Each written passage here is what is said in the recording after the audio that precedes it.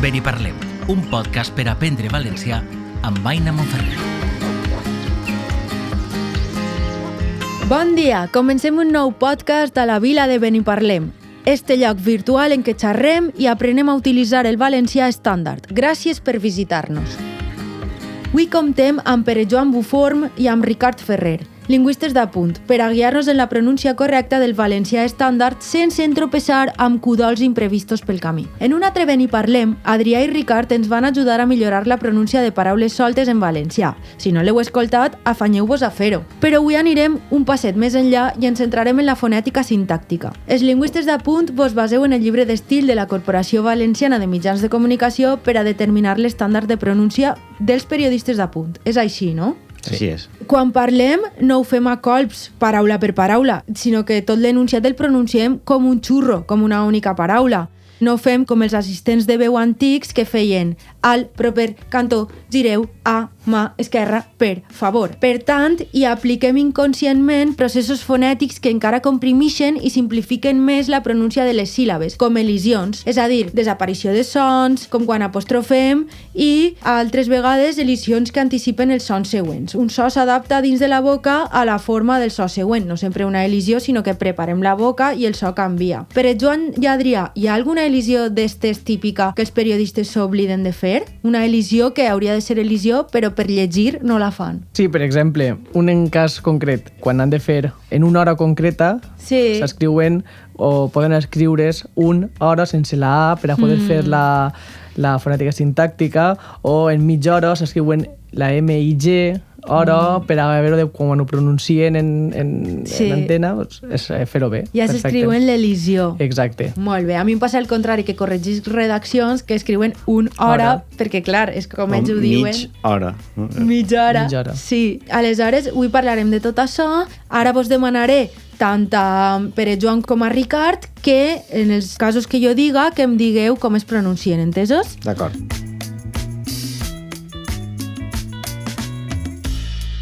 Comencem amb Pere Joan. Voldria parlar amb Pere Joan de dubtes sobre la pronúncia del pronom feble neutre o, H-O. Es pronuncia igual duro que o du? És així? O du? No, no es pronuncia igual. O no hauria de pronunciar-se igual. I com hauria de ser en valencià estàndard? O du hauria de ser udu, d'acord? Que és diferent que duro, per exemple. I si jo diguera eudu, estaria bé? Sí, no? Sí, Ricard? està bé, està bé. També Udu. udu o eudu. Exactament. Exacte. Depèn del poble de referència. Després amb els pronoms, no? Quan tenim pronom em i jo, meu va dir. Meu va dir. La manera més habitual i és estàndard i es recomana. I encara que estigui escrit m'ho va dir, si dic meu va dir, estaria, sí. És correcte, i m'ho va dir no seria correcte, no seria la pronúncia pròpia. La més recomanada en aquest cas és meu va dir. Meu va dir. D'acord, Ricard, si jo et dic no hi havia, això es pronuncia així? O quin tipus de pronuncia faria? Clar, com ho fem tot lligat, el que hem de fer és i davant de, en aquest cas, es fa com iaia, és a dir, fa com una consonàntica. Com un diftong? Com un diftong, exactament. No hi havia. No hi havia. Exacte, si feren la partició seria no hi havia. D'acord, no seria no hi havia. Exactament. Sinó que ahí desapareix... Sonaria robòtic, no? Sonaria molt que estàs pensant en les lletres. I, Pere Joan, com pronunciaríem no o du? No ho du. No ho du, no ho du. Només dos síl·labes? No ho du. Sí? I prou. No ho du. Aleshores ja hem vist que no sempre que tenim escrit el pronom H-O es llig una O, sinó que pot ser U o EU també, i a vegades O. I ara que ja hem vist això, doncs passem a un altre cas. Per exemple, com pronunciem que el cotxe quan estem parlant de manera fluida? Ricard? Sí, així el que passa és que són dos vocals que són iguals, aleshores ens mengem una. Dos E. Que el cotxe... això seria el navegador dels cotxes, no? O sigui, que el cotxe. Que el cotxe. Que el cotxe. En el cas, Pere Joan, de esta unitat, com s'entonaria de manera natural? Esta unitat. Esta unitat. Ja no seria esta unitat. Esta unitat. Exacte. Es crea un diftong, au. Clar, per afegir una cosa, el que passa amb la I passa amb la U. És a dir, que la U no és una U vocal, esta U es fa el que es diu això, semivocal, no? Sí, deixa de ser en aquest punt una vocal perquè no és nucli de síl·laba, sinó que es queda com una part del diftong, una part complementària de la vocal tònica. I aleshores això és una cosa que ens inventem els lingüistes i els professors de valencià? No, perquè si apliquem la prova del 9 i mirem els xiquets de 2 i 3 anys, quan parlen i realment no saben escriure les paraules, no saben quan comença una paraula, quan s'acaba una paraula, sí que ho fan d'esta manera, amb aquestes elisions, amb aquestes sinalefes, per tant, és el que és genuí. Sí, el que és natural, exacte. El que és natural, però quan llegim un guió o estudiem de manera més artificial, doncs de vegades ens regim massa per les paraules escrites.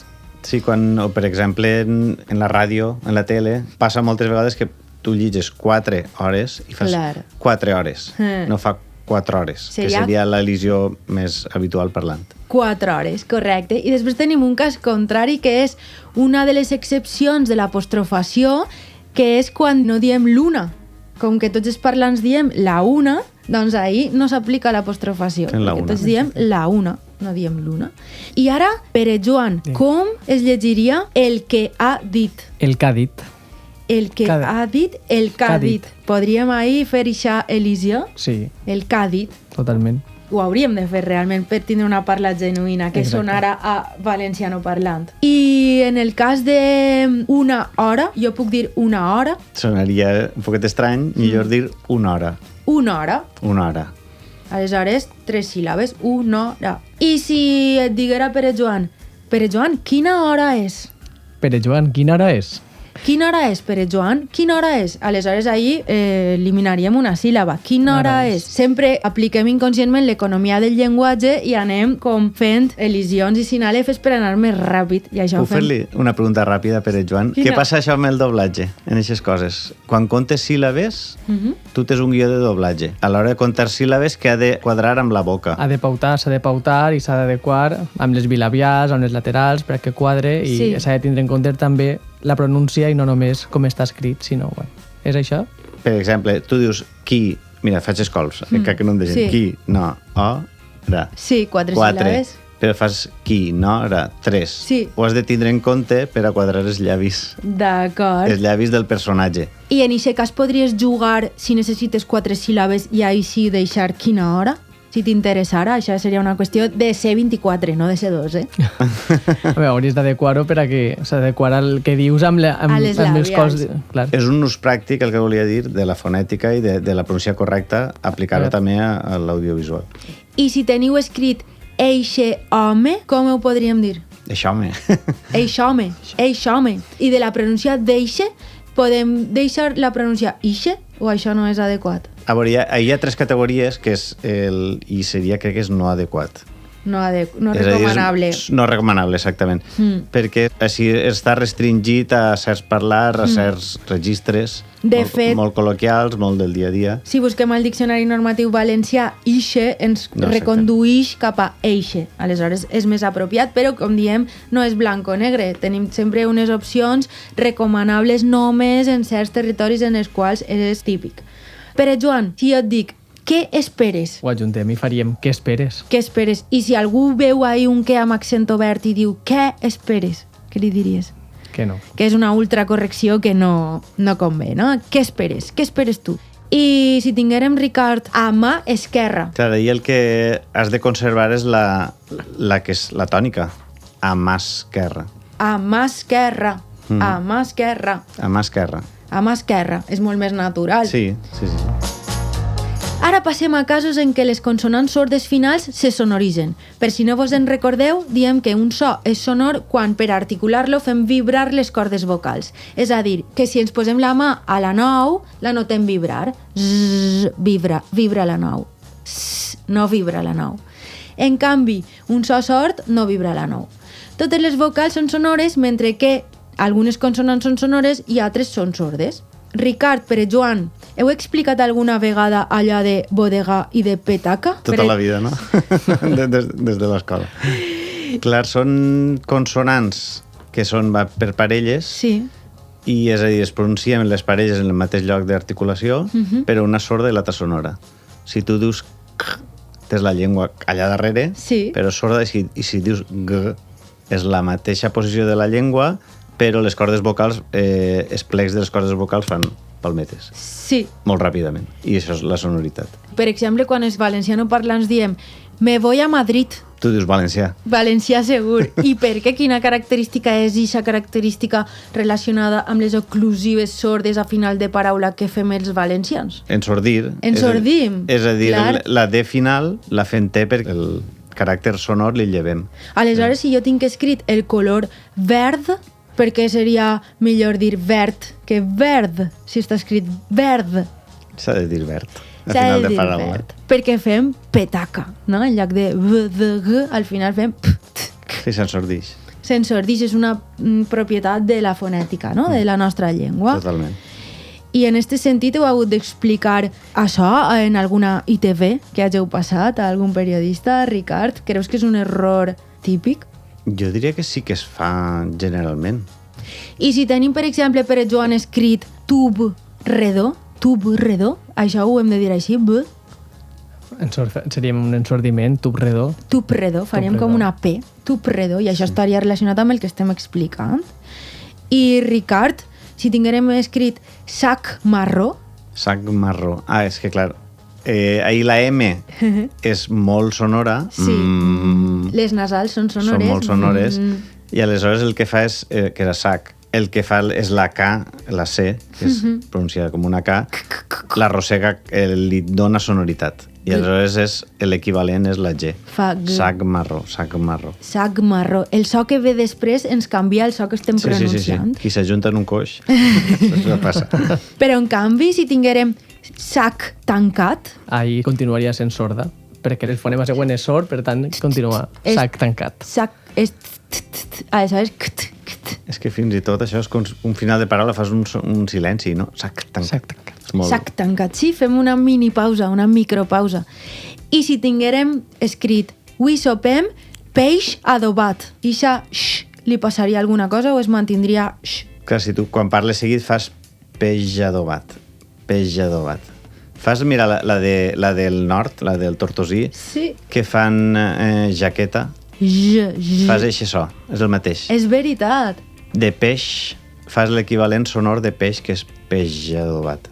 En eixe cas, Correcte, seria dels poquets casos en què el patró més generalitzat estàndard valencià fa j. Sí. De peix passem a peix adobat. Ho fa per el que diem fonètica sintàctica, no? Per quan ho lligues és quan es transforma en... Perquè s'està preparant per a un so sonor que ve en la següent paraula, que és una vocal. Totes són sonores. I què passa si he de llegir per Joan les eleccions? Que haurien de pronunciar les eleccions. Les eleccions. Exacte. La S de l'article és que és sorda, solta, passaria a ser sonora perquè la següent paraula comença per vocal, que és sonora. Per tant... I aleshores, si jo dic les eleccions dels candidats per a les eleccions, ahí sonoritza, no? Les seleccions. Si tinguérem escrit les seleccions... Ahí seria sord. Sorda, perquè, clar... La següent paraula comença per S sorda, no? Seria les seleccions i les eleccions. Hi ha una diferència clara, com per exemple també en els dos ous i els dos sous, que no és el mateix. Molt interessant, sí, clar, canvia el significat del que estem dient per fer-la sonora o no fer-la. Sí, en algun cas sí. I recordeu que en proves de valencià els errors que més penalitzen, sobretot en els nivells superiors, són els errors que entrebanquen la comprensió. Aleshores, en aquest cas, els ous no és el mateix que els sous. Tindre dos ous que tindre dos sous. Exacte. Millor tindre dos sous. Gràcies infinites, Ricard i Pere Joan, per haver-nos ajudat a aclarir aquestes qüestions de pronúncia. I quantes vegades hem estudiat una llengua i ens hem frustrat perquè, malgrat estudiar la gramàtica, el vocabulari, no aconseguim parlar com els natius? Doncs per a parlar com un parlant natiu és imprescindible parar atenció a la fonètica sintàctica i no només a les paraules aïllades. Això ens passa també quan estudiem anglès, no? Que estudiem cada paraula i després no fem la prosòdia, l'entonació en eixa llengua. Vinga, passem a jugar. Voleu jugar una miqueta? Clar. A veure, va. Ben i parlem, un podcast per aprendre valencià amb Aina Monferrer. Benvinguts al Travallengües de Lingüistes. Els travallengües són frases o seqüències de paraules dissenyades per a ser difícils de pronunciar i sovint es fan servir com a jocs entre els xiquets o els aprenents de llengües de qualsevol edat per a veure qui pot dir-les ràpidament sense equivocar-se. L'equivalent a travallengües o embarbussament en altres llengües és tongue twister en anglès, trabalingües en portuguès, bilingue en francès i soilingua en italià. No sé si sabeu més italià que jo per a llegir-ho millor. No. Jo no. Està molt bé. Aleshores, l'objectiu és que sigueu capaços de pronunciar alguns travallengües o embarbussaments que tenim així. Vinga, va. El primer travallengua per a Ricard. Pots llegir-lo. És el del caragol? Sí. Un caragol ben encaragolat, qui serà qui el desencaragolarà? Jo seré qui el desencaragolaré, perquè de desencaragolar en sé. Però Joan, podries superar-ho? A veure. Un caragol ben encaragolat, qui serà qui el desencaragolarà? Jo seré qui el desencaragolaré perquè desencaragolar en sé. Ahí m'he quedat, Ahí està la trampa, En sí, desencaragolar. Ricard, podries superar-ho? Podria, a veure si no m'enganxa l'últim. El mateix? Sí, el mateix. Un caragol ben encaragolat, qui serà qui el desencaragolarà? Jo seré qui el desencaragolaré perquè de desencaragolar en sé. Oye, això sé que Pere, no. Joan, última oportunitat. Un caragol ben encaragolat, qui serà qui el desencaragolarà? Jo seré qui el desencaragolaré perquè de desencaragolar en sé. Oh! Estem picant-nos, Aplaudiments. I ara ja no sabria qui ha guanyat, però revisarem el VAR. Segon travallengua. Ara primer Pere Joan. Una bruixa ben embruixada, qui la desembruixarà? El desembruixador que la desembruixe, bon desembruixador serà. Jo la desembruixaré perquè sé desembruixar molt bé. Oh, has guanyat tu. Has començat fort, Has començat fort. Supera-la. Ricard, supera això si pots. Una bruixa ben embruixada, qui la desembruixarà? El desembruixador que la desembruixe, bon desembruixador serà. Jo la desembruixaré perquè sé desembruixar molt bé. Anaves molt bé, però les últimes paraules has frenat. Sí. Esta jo crec que sí que l'ha guanyada per Joan. Totalment. Vinga, tercer embarbussament, primer Ricard, després Pere Joan. Endavant. Ho dic correctament o com jo ho diria el meu poble? A veure, és que, clar, jo diria 16 jutges, sí, però correctament 16 jutges. Aleshores, ja la dificultat... Uf. I a més, així ho hem de dir correctament. Intentem-ho correctament, però tindria jo el mateix problema. Jo també. Doncs 16 jutges d'un... Uf. Sí, comença. 16 jutges d'un jutjat menja fetge d'un penjat. Si el penjat es despenja, 16 jutges menjarà. Bona. Pere Joan. Vinga. 16 jutges d'un jutjat mengen fetge d'un penjat. Si el penjat es despenja, 16 jutges menjarà. Molt bé també, però no sé si has fet tan bé la diferència de 16. El primer ho he intentat, el segon crec que se m'ha colat. Va, ho intenta jo, que segur que Clar. no m'hi ve. 16 jutges d'un jutjat mengen fetge d'un penjat. Si el penjat es despenja, 16 jutges menjarà. Si les farem totes estaria més fàcil. Sí. Jo crec que està la guanyada Ricard. Jo també. Vinga, el quart embarbussament. Primer per a Pere Joan. Endavant. Paula, para la taula, para la bé, que ta mare ja ve. Bona. Ricard? Paula, para la taula, para la bé, que ta mare ja ve. Ahir Ricard ha aplicat l'opció de dir ja en lloc de ja, que sempre fa... Perquè he sentit a Pere Joan primer. Era més... Vinga, una altra oportunitat per a Pere Joan. Paula, para la taula, para la bé, que ta mare ja ve. A veure, Ricard. Paula, para la taula, para la bé, que ta mare ja ve. Molt bé. I vinga, va, el quint travallengua, primer per a Ricard. Així també la normativa, perquè no és lo poc que plou. Ja, jo dic el Loi. Plou poc, però per al poc que plou, plou prou. Pere Joan. Plou poc, però per al poc que plou, plou prou. A mi... Estàs difícil perquè a mi em passa el mateix. Jo diria palo. Clar. A veure jo. Plou poc, però per al poc que plou, plou prou. No, però és que prou és prou. Guanyes tu. No, Sí, guanya tu, no, perquè jo he dit prou, i ara no sé si és prou o prou. Prou. Amb oberta, no? Sí. Prou. Mira, ja l'he guanyada jo. Ja està. Exacte. Vinga, va, passem al següent embarbussament. Comença Pere Joan. El pincho le digo al Pancho, vols que et punxa amb un punxó, i el Pancho le digo al punxo... El pincho punxa, però a la panxa no. 1 pam, 2 pam, 3 pams, 4 pams, 5 pams. I Ricard? El pinxo li diu al Pancho, vols que el punxa amb un punxó, i el Pancho li diu al pinxo, punxa en sí, però a la panxa no. 1 pam, 2 pams, 3 pams, 4 pams, 5 pams. Punxa amb sí. És que és la És com ho dic jo. Ah, sí? I no feu la cançoneta? El pinxa li diu al panxa, basquet punxa, un punxa. El panxa li diu al pinxa, punxa, sí, però la panxa no. Punxa'm sí, però la panxa no. Sí, fem un... M'agrada. Una síncope, sí. Punxa'm sí, però la panxa no. Ostres. Va, l'últim nivell expert. Ricard. Uf. Una gallina xica, tica, mica, cama curt, ballerica, va tenir 6 fills xics, tics, mics, cama curts i ballerics. Si la gallina no hagués estat xica, tica, mica, cama curta i ballerica, els pollets no haurien estat xics, tics, mics, cama curts i ballerics. Però, Joan, és molt difícil esta. Que agarra aire. Sí, sí. Una gallina xica, tica, mica, cama curta i ballerica va tenir 6 fills xics, tic, mics, cama curts i ballerics. Si la gallina no hagués estat xica, tica, mica, cama curta i ballerica, els pollets no haurien estat xics, tic, mics, cama curts i ballerics. I crec que m'he equivocat perquè he dit tic i no tics. Sí, però l'has fet molt bé. L'has fet molt bé. Doncs un aplaudiment als dos per l'esforç de fer els embarbussaments dels travallengües. I el premi és simbòlic, en forma d'agraïment i d'estima.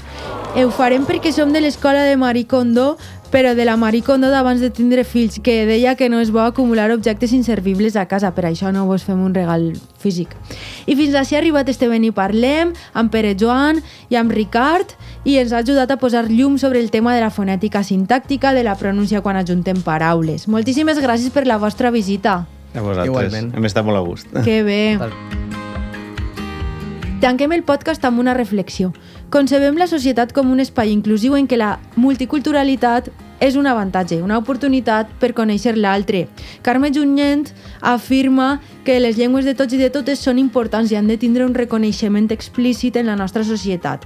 I Juan Carlos Moreno Cabrera reconeix i defensa que totes les llengües del món tenen el mateix valor i són igual d'útils, tinguen els parlants i la història que tinguen. Aprendre llengües és un regal en molts sentits. Ens fa més cultes, més intel·ligents, millors aprenents, més humans, més tolerants, més empàtics, fins i tot ens protegeix contra malalties neurodegeneratives com l'Alzheimer. I dit això, ja sabeu que ens podeu visitar a Ven i Parlem quan vulgueu i sereu més que benvinguts. Adeu, gràcies per tot, Ricard, adeu.